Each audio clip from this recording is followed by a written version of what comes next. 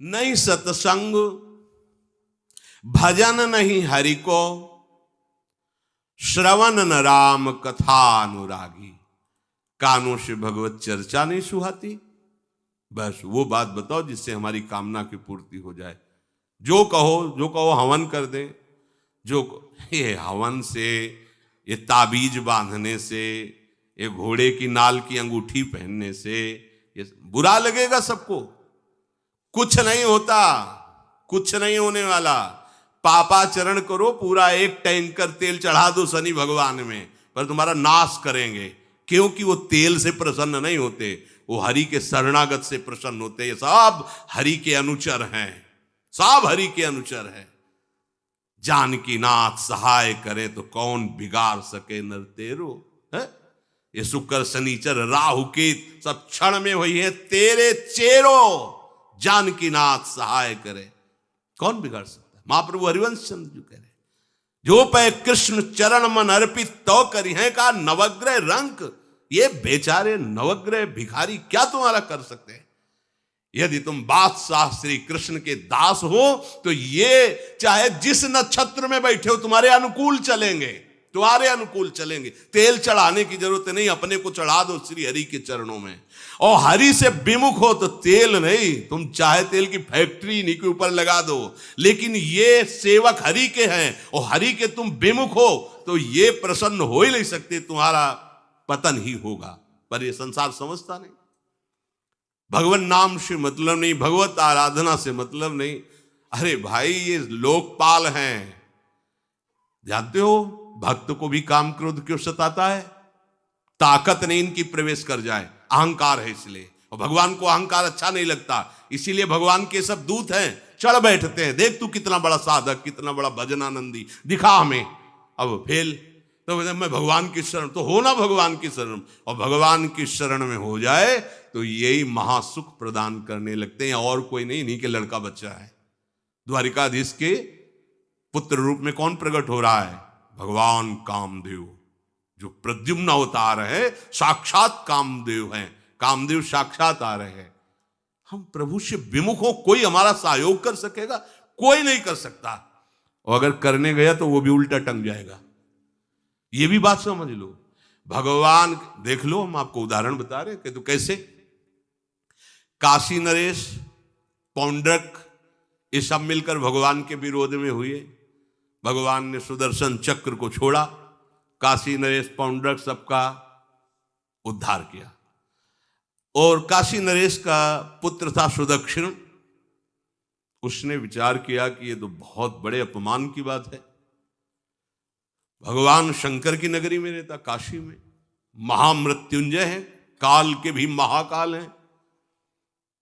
पंडितों से कहा ऐसा उपाय नहीं कि हम द्वारिका को भस्म कर दें। बोले है, भगवान शिव के ऐसे ऐसे मंत्र हैं कि वो तो विनाशकारी भी तो है ना, वो बहुत सुंदर भी है। कर्पूर गौरम करुणावतारम संसार सारम, करुणा के स्वरूप है। आशुतोष नाम है। एक चुल्लू जल ऐसा कोई देवता नहीं मिलेगा जो संसार में कोई देवता नहीं खाता, वो इन पे चढ़ाए जाते हैं। अकौड़े का फूल, धतूर का फल ये कोई पता है? नहीं पता। इतने से वो प्रसन्न, इसीलिए वो आशुतोष रीझ जाए तो पूरा नगर का नगर सोने का ऐसे दे दिया, लंका उन्हीं दे दिया। और अगर दृष्टि बदल जाए तो हनुमान जी बनकर पूंछ में आग लगा को श्रीलंका को नाश कर। बड़े विचित्र है। हाँ है भगवान शंकर विनाशकारी, द्वारिका को भस्म कर सकते हैं। आराधना की सुदक्षिण ने, बड़े बड़े विद्वान बुलाए। काशी तो विद्वानों की नगरी, और ब्राह्मणों की विद्वता तभी सार्थक है जब प्रभु में उसका समापन हो। विद्या कौन? जो भगवान से मिला दे। अविद्या कौन? जो अहंकार माया में लगा दे। तो उन विद्वानों की ये समझ में नहीं आया कि किसके विरोध में मुझे अनुष्ठान में बैठालना है। बैठ गए, अनुष्ठान शुरू किया, तो मंत्रों में ताकत तो है ही। भयंकर कृत्या प्रकट हुई, विश्व का विनाश करने की सामर्थ्य रखने वाली। मंत्रों के द्वारा उसे प्रेरित किया, जाओ द्वारिकापुरी को ही भस्म कर दो। और ये पता नहीं था कि द्वारिकापुरी ब्रह्मा की बनाई हुई नहीं है। सारी की सारी शक्तियां ब्रह्मा की बनाई हुई चीज पर बिगाड़ सकती हैं, लेकिन चिदानंद धाम में इनका तो प्रवेश ही नहीं। अब दूर से द्वारिका में दिखाई दिया, भयंकर ज्वाला में कृत्य आ रही। लोग भागकर भगवान के पास गए, प्रभु कोई भयानक मंत्र से आविष्ट होकर कृत्य आ रही जो नष्ट करना चाहती द्वारिका। तुम्हें घबराने की जरूरत नहीं, ना बताने की जरूरत है। द्वारिका हर समय सुदर्शन से सुरक्षित है, और सुदर्शन कोई जड़ चक्र नहीं है, वो चैतन्य भगवत पार्षद है। जब जहां जैसा अवसर आता है वैसा वो रूप रख लेते हैं।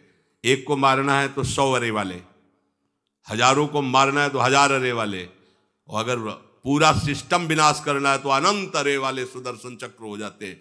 और जब सेवा ये नहीं होती तो हाथ जोड़े भगवान के पास खड़े रहते हैं। ये कोई जड़ वस्तु नहीं कि तलवार है भगवान की तो तलवारें बनी खड़ी रहेगी, नहीं, पार्षद स्वरूप है। आवश्यकता हुई वही कौमुदी की गदा सुदर्शन, ये सब दिव्य है। पांचजन्य शंख सुदर्शन चक्र सेवा में थे। भगवान ने आदेश किया, देखो क्या है, सुदर्शन चक्र ने दौड़ाया कृत्या को, वहीं चल जहां से आई तू, वहीं ले गए जहां पंडित लोग सब सावधान, मंत्र से अपने को सुरक्षित किए। ये बड़े खतरनाक अनुष्ठान होते हैं, जो मारण अनुष्ठान होते हैं, बहुत खतरनाक होते हैं। मतलब अगर सही माने में वो भगवत आराधक नहीं है तो फिर नष्ट भी कर देंगे, ऐसा नहीं। तो एक प्रसंग आता है कि एक शालिग्राम भगवान को नचा करके पैसे लेते थे। बहुत से लोग इकट्ठा हो गए, तो चमत्कार को देखने वाले संसारिक जन होते हैं, तो ऐसे शालिग्राम रखते, ऐसे करते, शालिग्राम ऐसे ऊपर उठते, ऐसे ऐसे ऐसे ऐसे नचाते, और लोग अरे देखो भगवान इनके इशारे से नाच रहे हैं। ऐसा एक भक्त तो उसी नगर में एकांत में भजन करते थे, बड़े कई शिष्य उनके थे, भिक्षा मांगने हो गए। उन्होंने देखा, आके गुरुजी से, उनका ऐसा भक्त कभी कर ही नहीं सकता। भगवान का भक्त अपने भगवान को प्रदर्शन नहीं बनाता, ये तो कोई तांत्रिक है, भक्त नहीं है। भक्ति की अलग संज्ञा होती है। ये कोई तंत्र सिद्ध आदमी है जो भक्ति का नाटक करके लोगों को ठग रहा है। बोले महाराज फिर आपको चलना चाहिए, क्योंकि हजारों लोग उससे प्रभावित हो रहे। बोले हम गए तो उसका सब बंद हो जाएगा, ये दुकान मकान। बोले चलो ना महाराज, बड़ा ऐश्वर्य जमा हो रहा था, लोग भेंट जा। वो गए, बस अंदर से नाम जप करते हुए जो खड़े हुए, तो कुछ नहीं, कोई भी उसका मंत्र। वो आसपास दृष्टि डाला, कौन आया नया, तो उसी में देखे फटे पुराने कपड़े पहने, तेज से चमकते हुए भक्त। तो उनका तुम चले जाओ यहां से। तो उनका नहीं, हम चले जाने के लिए नहीं आए, हम आपको बताने आए, ये नाटक मत करो। अगर सही आराधना करो इनकी तो ये लोग क्या देंगे, ये तो परम पद दे देंगे, शालिग्राम भगवान है, आप भगवान का ऐसा प्रदर्शन करते हो। अब लोगों का विरोध शुरू हुआ, क्योंकि इतने बड़े संत जब बोल रहे तो सब लोग, अब उसको बहुत बुरा लगा कि हमारी तो सारी दुकान बंद हो गई। अब एकांत में जाकर उसने मूठ का प्रयोग किया। ये मारण होता है मंत्रों से, एक खप्पर में आग जैसी जलती है, उसमें अभिषिक्त करके भेजा जाता है, और जिसके पास भेज दिया गया वो उल्टी में खून, शौच में खून, 2-4 जितना समय रखा गया उसके अनुसार मर जाएगा वो। पर ये साधारण लोगों के, भजनानंदियों के ऊपर नहीं। भजन वाले मत डरे, साप ताप रोग शोक, किसी का श्राप भी आपको छू नहीं सकता। कोई ताप, कोई दोष, कोई रोग, कोई मारण, कोई मूठ, किसी की सामर्थ्य नहीं। राधा राधा राधा, जिनके चरणों में सुदर्शन चक्र बसता है वो है किशोरी जी, जो लाल जो हाथ में रखते हैं ना, श्री जी के चरण चिन्हों में सुदर्शन चक्र है। वो मूठ गई महात्मा की कुटिया के सामने, और बस जैसे मक्खियां भिनभिनाती ऐसी आवाज आई, बस वैसे नाच रही थी बाहर। तो डेहरी के पास आए और उनका, हमारे दृष्टि में भगवान की सिवा कोई नहीं, आप में भी भगवत शक्ति है, क्या आप ये नहीं समझते हैं कि निरपराध के लिए मारण किया गया है? हमारे में सामर्थ्य है, हम आपको अभी नष्ट कर सकते हैं। अरे भगवान के नाम में आप जाओ और उनको दंड दो। कोई मंत्र नहीं पड़े थे, मूठ वापस हुई और मुंह से खून, सोच से कि उन्हीं के त्राहिमाम मच गया। फिर उनको लगा कि मुझे जाना चाहिए उसकी रक्षा के लिए, गए, भगवान नाम स्पर्श करते हुए से माथे पे हाथ, सब शांत हो गया। बोले अब अवसर हम दे रहे हैं, अब नाम जप कर लो, नाटक बंद करो। उस चरणों में गिरा, उसी दिन शिष्य बन गया। तो सुदर्शन चक्र ने कृत्या को नष्ट नहीं किया, वहां द्वारिका में दौड़ाया। जब काशी पहुंची, काशी भगवान विश्वनाथ जी के त्रिशूल में बसी हुई है और शिव की दृष्टि से सुरक्षित है। जो वहां श्रद्धा पूर्वक वास करे उसका मोक्ष अनिवार्य है, तारक मंत्र देकर शिव करते हैं। पर उस कृत्या को सुदर्शन ने नष्ट किया और जितने ब्राह्मण थे सबका राधे राधे, और पूरी काशी में आग लगा दी। तो विश्वनाथ जी मुस्कुराए, नाराज थोड़ी, क्योंकि विश्वनाथ जी ने कह दिया था यदि ब्राह्मण विरोधी कोई है तो हमारा ये मारण काम कर जाएगा। उनको ये समझ में नहीं आया कि नमो ब्रह्मणे देवाय भगवान का नाम है, वो जानते थे। तो कोई भी भगवत विरोध भाव लेकर के किसी भी देवता की आराधना करके कुछ नहीं होने वाला। किसी भी देवता, एक तांत्रिक बहुत वो संतों को परेशान करता था, धर्म सम्राट स्वामी श्री करपात्री जी महाराज, ये बहुत पुरानी बात नहीं है। उन्होंने संतों ने आगे बताया कि बहुत अपमान कर देता है। उन्होंने कहा ठीक है, गए, हाँ भाई शुरू हो जाओ तुम, जितना तुम्हारे पास तंत्र है हम एक भी मंत्र नहीं बोलेंगे, दंड लिए हुए हम एक भी मंत्र नहीं बोले, हम केवल खड़े हैं, तुम प्रयोग करो। वो जो उसके तंत्र के प्रयोग, नारायण नारायण नारायण नारायण, कुछ नहीं बोले। अब हम प्रयोग करें तो उठा, साष्टांग दंडोत हुआ, बोले आप धर्म सम्राट करपात्री जी हैं क्या? क्योंकि इतनी सामर्थ्य केवल उन्हीं में है जो मुझे रोक सके दूसरे। बोले बंद कर दो, दोबारा शिकायत नहीं आनी चाहिए हमारे पास। तंत्रों में बड़ी सामर्थ्य होती है, लेकिन भगवान में अनंत सामर्थ्य होती है, अनंत सामर्थ्य होती है। इसलिए हमें कभी भी प्रभु से विमुख होकर कोई भी देवता बचा लेगा ऐसा सोचना भी नहीं कि हम किसी की आराधना करके, ऐसा नहीं, वही आपको नष्ट कर देगा। भरत जी को, जड़ भरत जी को पकड़ ले गए जो चोर लोग थे, दस्यु लोग। उन्होंने देवी जी को कहा, बड़ा भ्रम है यार, वो जगत माता है, अम्मा है सारे जगत की, और बकरे की बलि दे लेते, उनका बच्चा बकरा नहीं हुआ क्या? जब जगन माता है, जगदम्बा है, जगद अम्बा है वो, तो क्या ये छोटे छोटे जीवों को जो बलि देते हैं, क्या उनको ये पता नहीं कि ये उनकी अम्मा है?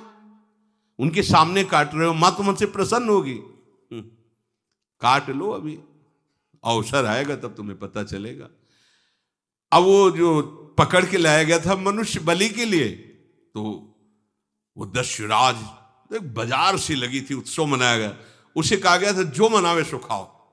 तो जहां जाता अच्छे अच्छे पदार्थ खाता, तो दुकान वाले ने खा ले, थोड़ी देर बाद गड़ासा चले गए। बोले क्यों? तो बोले तुम्हें पता नहीं क्या? बोले नहीं। बोले बलि के लिए लाए गए हो। अब तो जलेबी मुंह की मुंह में रह गई। इसके बाद गड़ासा चले, आसपास देखा तो रक्षक इधर उधर थे, भाग लिया। अब रक्षकों ने देखा कि वो तो है ही नहीं, अब उनको बड़ा भय लगा।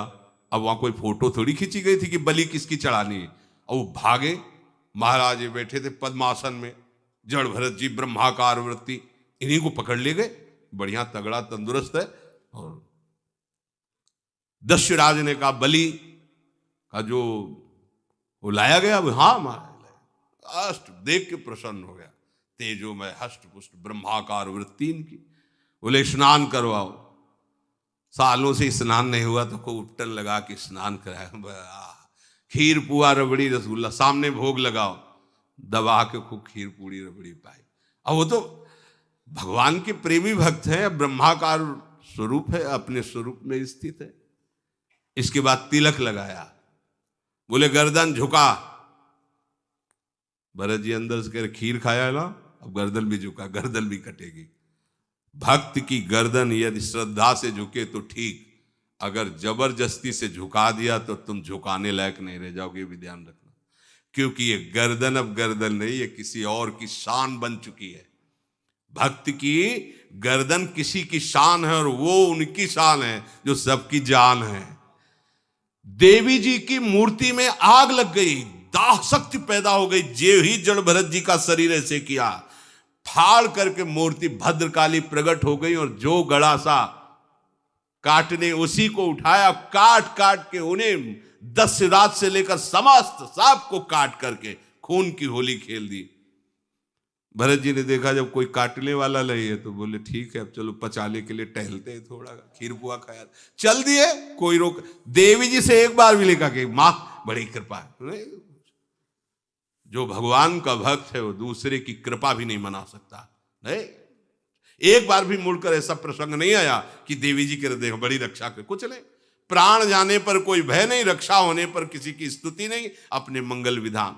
हरि आश्रय, सत्संग हरि आश्रय देता है, बहुत बड़ा बल हरि है, मान लो। एक दिन आपसे कह रहे थे कि जब आपने देखा नहीं उनको, उनसे बात नहीं हुई और आप उनके जनों से बात सुनकर उनकी तरफ चल पड़े, इस बात से हरि आपके ऋणी हो जाते हैं। भगवान इसी बात से ऋणी हो जाते हैं। बस ये बात आप हृदय में बैठा लीजिए। जैसे लोग प्रश्न करते हैं ना कि हमने भगवान को देखा नहीं, भगवान क्यों, हम कैसे, किसी की बात तो मान लो ना। आप मान लो, वो तो आपके अंदर भी बैठे हुए हैं, वो आपको इतना प्यार देने लगेंगे।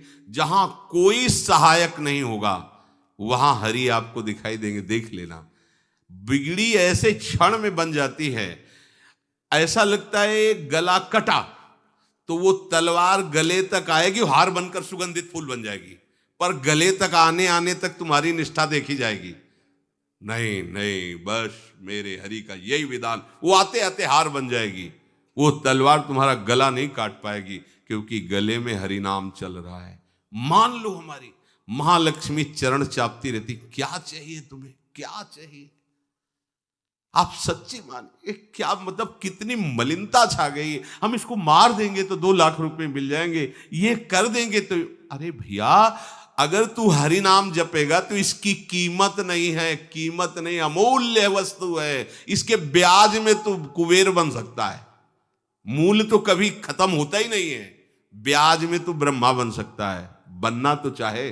भक्तजन तो कहते हैं नहीं चाहिए मुझे ब्रह्मा का पद, परमेष्ठी पद, नहीं चाहिए सम्राट पद, नहीं चाहिए योग की सिद्धियां, मुझे प्रभु आपकी दास्ता चाहिए। ये बात कितना महासुख होगा उस भक्त को जो इन बातों को कह रहा है, नहीं चाहिए मुझे मोक्ष सुख नहीं चाहिए। वो ऐसे थोड़ी कह रहा है, श्रद्धा से नहीं कह रहा, अनुभूति से कह रहा है, मुझे नहीं चाहिए ये सब, इनमें वो सुख नहीं है जो आपके चरणों के समीप रहने में सुख है। नहीं सत्संग भजन नहीं हरि को, श्रवण न राम कथा अनुरागी, सुत बित दार भवन ममता निसि सोवत अति न कबहु मति जागी। अरे तेरी बुद्धि सो रही है, जगा दे। पुत्र में, रुपया में, स्त्री में, मकान में, इसमें सबकी ममता होती है, सबकी, जितने सृष्टि में पैदा हुए। केवल सत्संगी की नहीं होती। जो असली सत्संगी है उसकी ममता प्रभु के चरणों में होती है, क्योंकि वो जानता है सब रूपों में प्रभु ही है, ये सब पसारा प्रभु का ही है, इसलिए ममता उसकी प्रभु के चरण। एक अहमता ममता ये जग में है दुख जाई, ये जब श्री जी की ओर लगे तो होत परम। जाग जा, बिना जागे दुख दूर नहीं हो सकता। जैसे स्वप्न में हम देख रहे हैं कि समुद्र में डूब रहे हैं, अब जागृत में आसपास सैकड़ों नाव लगा दें तो बच जाएगा क्या वो, क्योंकि वो तो सो रहा है और वो स्वप्न में देख रहा है। अब हम नाना प्रकार के तैराकों को बाहर तैनात रखें तो उसको कोई सुख मिलेगा क्या, क्योंकि वो स्वप्न में। उसको अगर सुखी करना है तो एक ही उपाय, जगा दे। जगा दो तो ना समुद्र रह गया ना डूबना रह गया। ऐसे ही संसार में मोह से ऐसे ग्रसित जीव है, भाई इतना ही सुखचार है, और उसी स्वप्न में वो दुख से निवृत्त होना चाहते हैं। अब हम बाहर से उनकी कामनाओं की पूर्ति करने वाली बात करें तो क्या वो सुखी हो जाएंगे क्या?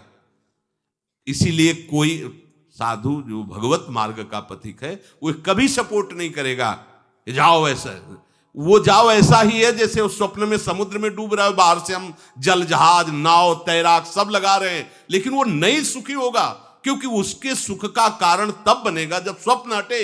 स्वप्न तब हटेगा जब वो जागे। जो सपने सिर काटे कोई, बिन जागे दुख दूर न होई, तो उसको जगा दो। साधुजन क्या करते हैं? जगा देते हैं उसको। जागो, कहां मोह निशा सब सो निहारा, देखे स्वपन अनेक प्रकारा, यही जग जामिन जागे जोगी। योग भगवान से जो तुमने वियोग कर रखा है, तुम जगो। जे ही जगोगे तो जे ही जाने जग जाए हेराई, जागे जथा स्वपन भ्रम जाई। कोई नहीं है यहां। एक कल श्लोक, मत्तः परतरम नान्यत किंचित अस्ति धनंजय, मेरे सिवा कोई नहीं। ये कब पता चलेगा? जागने पर। तो हमें ये बहुत कुछ दिखाई दे रहा है, स्वप्न है। उमा कहूं मैं अनुभव अपना, सत हरि भजन जगत सब सपना। तो बोले तुलसीदास हरि नाम सुधा तजी, सठ हठ पियत विषय विष मांगी। अगर कहीं संतों के पास भी गए तो क्या मांग रहे हैं? हठ करके विषय विष मांग रहे हैं। वो आत्मदेव नाम के एक ब्राह्मण थे, सब कुछ समृद्धि थी, संतान थी नहीं, बड़े दुखी गृहस्थी में। हमारा कुल चलाने वाला होना चाहिए। बड़ा भ्रम बैठा हुआ है, हमारा कुल चलाने वाला नहीं, तो सब बेकार, जीवन ही बेकार हो गया। बिना गुरु के यदि शास्त्र पढ़ोगे ना तो भ्रमित हो जाओगे। स्पष्ट लिखा, पुत नाम के नरक की उसको प्राप्ति होती जिसके संतान नहीं होती। अब तो गृहस्थ में बेचारा पड़े परेशान। उन्होंने सोचा इससे अच्छा है आत्महत्या कर लें। बहुत संतों के पास जाकर के यज्ञ करके सब अपनी कामनाओं की पूर्ति चाहते, दान पुण्य दे करके। उसने भी जितना उपाय हुआ किया, नहीं हुई संतान। मरने के लिए वो जंगल में, उधर से एक सन्यासी जी आ रहे थे। देखा साधु तो ब्राह्मण तो थे, उठे प्रणाम किया। देखा उनको, उदास क्यों हो? उनका महाराज उदास ही नहीं, मैं तो आत्महत्या करने आया हूं यहाँ जंगल में। अरे ये तो महापाप है, आत्महत्या तो बड़ी दुर्गति का कारण है। बोले महाराज अगर आप बचाना चाहते हो तो आप कृपा करो। क्या क्या चाहते हो? बोले हमारे पास सब कुछ है, बेटा नहीं, बेटा नहीं दोगे तो हमारा जीवन बेकार। तो उन्होंने अंतर्दृष्टि से देखा और कहा 7 जन्म तक तेरे पुत्र नहीं भाग्य में तेरे लिखा है। तो उसने कहा फिर तो अभी मरते, आत्महत्या करते, हम 7 जन्म की बात, हम 7 दिन नहीं जिएंगे, हमें पुत्र चाहिए। संत का दयालु। देखो जिनके पास तपस्या और भजन का धन होता है, जब भगवान अधीन है तो कुछ भी कर सकते हो, कुछ भी कर सकते हैं। प्रारब्ध मिटाना कोई बड़ी बात नहीं। प्रारब्ध जानते कोई देवता थोड़ी है, तुम्हारा पीछे का किया हुआ कर्म है। और इधर जोर का भजन है, भजन के प्रभाव से कर्म को नष्ट करने में देर थोड़ी लगती है। ये तो अच्छे शुभ कर्म करो तो तुम्हारा प्रारब्ध बदल जाएगा। भजन का प्रयोग प्रारब्ध बदलने के लिए थोड़ी है। पर वो ऐसा हट किए तो उनका देखो, हट करने से लाभ नहीं मिलता है। उनका हमें उपदेश नहीं, हमें पुत्र चाहिए। अगर आप भगवत प्रेरित होकर यहां आए हो तो आप हमें। तो उन्होंने तपस्या के बल से फल की रचना की और कहा जाओ अपनी पत्नी को ये फल पवा दो और इससे निश्चित पुत्र होगा। बहुत प्रसन्न, अब कामना पूर्ण थी। तो देख लो प्रभाव, देखो कामना का। प्रसन्न हुए आए। धुंधुली नाम था उनकी पत्नी, नाम भी बहुत बढ़िया था, धुंधुली।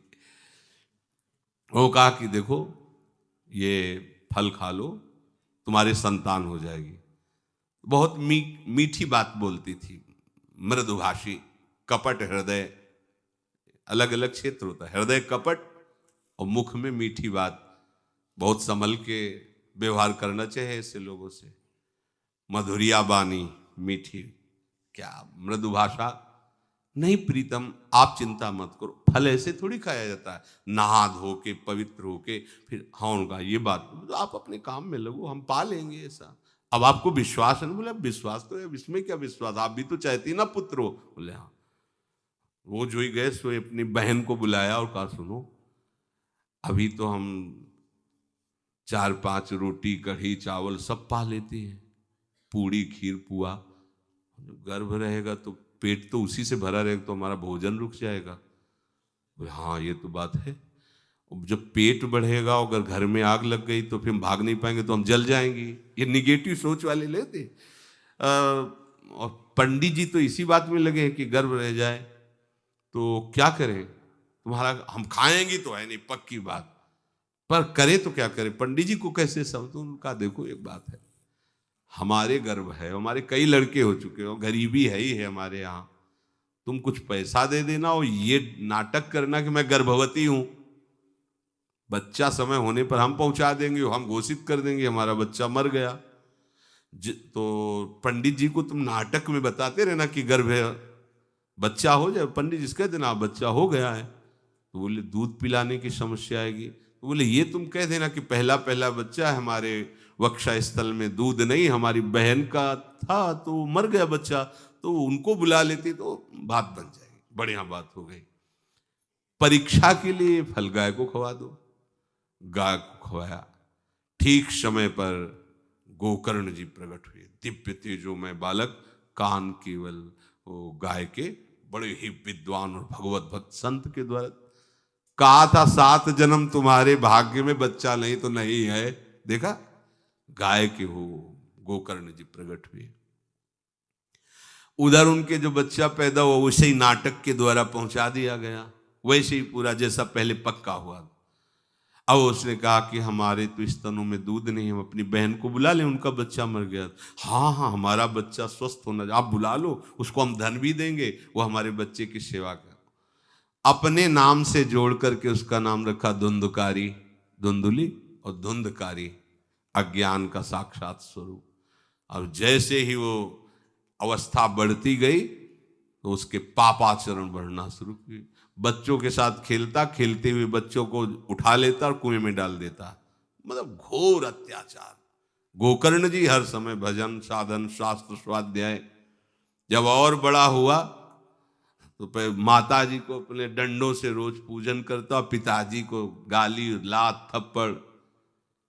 पिताजी तो रो पड़े, गोकर्ण जी से कहा कि बेटा हमारी गाय से प्रकट हुए पर भरोसा आप ही का है, बचा सकते हो। तो बोले पिताजी जाओ यहाँ से, भाग जाओ यहाँ से, एकांत जंगल में जाकर भगवान श्री हरि का भजन करो। उन्होंने 2 श्लोकों में उपदेश किया। दूसरा श्लोक ये, धर्मम भजस्व सततम त्यज लोक धर्मान, सेवन सदा साधु पुरुषं जहि काम तृष्णाम, अन्यस्य गुण दोष चिंतन मास मुक्त्वा, सेवा कथा रस मोहो नितराम पिबत्वम। हे पिताजी, अब तुम लोक धर्म का त्याग करके भागवत धर्म को स्वीकार करो, एकांत में जाकर साधु महापुरुषों के संग से उनके उपदिष्ट उपदेश के अनुसार आचरण करो, प्रभु की लीला कथा सुनो, ना कोई कामना ना कोई तृष्णा, किसी के गुण दोष का वर्णन मत करना, और सदैव भगवत सेवा भावना में रहना, इसी जन्म में तुम्हें भगवत प्राप्त। वो तो उधर गए, इतनी पिटाई की उसने माँ की, माँ कुएं में गिरकर आत्महत्या कर ली। फिर तो मनमानी आचरण, कुछ वैश्याओं को रखा और चोरी करके लाया। वैश्याओं ने सोचा किसी दिन पकड़ा जाएगा ये और हम, तो उसके हाथ पैर बांध दिए, चारपाई में ला के मुख में अंगार डाल, वो मरा भयानक प्रेत। कामना ने क्या किया, सर्वनाश। किसी को हरि विमुख होकर कभी सुख मिल सकता है? आप संतों के पास जाइए, अपनी कामना रखिए। हम ये नहीं कहते कि कामना तुम त्याग पाओगे, कामना रखिए, भगवान के पास जाइए, अपनी कामना रखिए, क्योंकि आप कामना से युक्त हैं। पर छूट इतनी दे दीजिए कि जिसमें हमारा मंगल हो वो करना। जैसे नारद जी भगवान से अपनी कामना रखते हैं कि हमारा ब्याह करवा दीजिए, और बाद में एक छूट दे देते हैं कि जेहि विधि होए नाथ हित मोरा। तो हरि को अच्छा लगेगा, गुरुजनों को अच्छा लगेगा कि इस कामना से इसका कोई जीवन बाधित नहीं होगा, वो पूर्ण भी कर देंगे। और अगर लगा कि इसका पतन हो जाएगा तो आप रोते रहो तो भी कामना की पूर्ति नहीं करेंगे। उत्तम बात तो ये है कि कामना हरि की प्राप्ति की करो, वो सर्व सुख स्वरूप हैं। किसी का अन्य आश्रय अन्य बल ना लेते हुए अपने श्यामा श्याम के चरणों का आश्रय लेकर निरंतर भजन करो, तो ये अनुभव हो जाएगा कि सुख किसे कहते हैं। अभी तुम्हें परिचय ही नहीं मिला, सुख किसे कहते हैं। सुख सच्चिदानंद है, सुख एक रस है, सुख अविनाशी है। वो सुख सदैव बढ़ता रहता है, घटता कभी नहीं। एक रस होते हुए भी प्रतिक्षण वर्धमानम है, कभी कभी अंत नहीं होता इस सुख का। ऐसे अनंत सुख के लिए हमें मनुष्य जन्म मिला है। प्यारे इसे मत खोइए। हर समय राधा राधा राधा राधा राधा, और किसी को दुख मत दीजिए। कोई गंदा नशा मत कीजिए, कोई गंदे आचरण मत कीजिए, गंदा भोजन मत कीजिए जिससे अन्य जीवों को कष्ट हो। ऐसा कोई भोजन स्वीकार मत करो। इसी जन्म में आप देख लेना, इसी जन्म में आपको वो वस्तु मिल जाएगी, निहाल हो जाओ। हम किसी पक्षपात की बात नहीं करते। अगर इस छाती को बचपन से अभी तक ऐसा, तो हम कह देते कि भाई आगे कुछ भी हो, कोई भी हमारी गलती हो, हम ये मान सकते हैं, पर हमें ये पता चला कि बचपन से आज तक जलता ही रहा, कभी शांति नहीं मिली, भागता ही रहा पर कभी विश्राम नहीं मिला। पर हम ये आपको कह रहे हैं कि जैसा प्यार प्रभु वैसा अन्यत्र कहीं कभी कहीं नहीं मिला। और प्रभु के प्यार का मूर्तिमान स्वरूप हमारी प्यारी जू, निहाल कर दिया प्रभु ने प्यारी जू के चरणों का आश्रय और उनका परिचय देकर। पूछो बस, यहाँ वाणी मौन हो जाती है। प्यारी जू तो प्यारी जू, और हम ही नहीं, आप सब महाभाग्यशाली है। वृंदावन आए, राधा किशोरी जू के घर में आए और उनकी चर्चा सुन रहे हैं, उनके सिद्धांत सुन रहे हैं। कहीं ना कहीं आपके अंदर उनकी तरफ बढ़ने की इच्छा भी है। ये बहुत बड़ी बात है। बस इस इच्छा को, इस आशा को इतना बढ़ा लो कि कोई इच्छा न रह जाए, कोई आशा न रह जाए। हर समय निरंतर नाम